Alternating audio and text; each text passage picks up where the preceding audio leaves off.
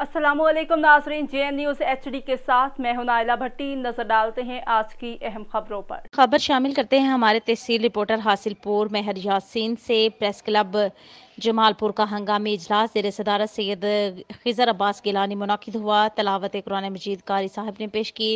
इजलास में chairman press club Jamalpur नज़ीर खान अब्बासी, बानी सैयद नज़ीरुल हसन बुखारी, सदर सैयद खिजर अब्बास गिलानी, जनरल सेक्रेटरी शेख सज्जाद, नायब सदर अली शान, सीनियर नायब सदर मेहर इमरान, नायब सदर इस्माइल नवाज, आमिर रियाज, कमर अब्बास ने शिरकत की। प्रेस क्लब जमालपुर के मेंबरान ने हासिलपुर, कायमपुर, अनायती में सहाफ़ियों पर दर्ज होने वाले मुकदमात की शदीद अल्फाज में पुरजोर मजम्मत की और सहाफ़ियों पर दर्ज मुकदमात के अखराज का मुतालिबा कर दिया।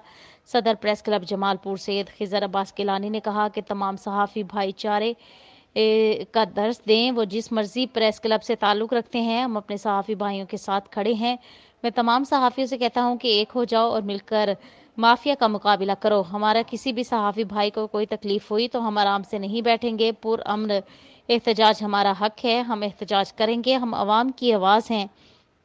हमने हमेशा मजलूम आवाम की आवाज़ बुलंद की। क्या आवाम के मसाइल को उजागर करना जुर्म है?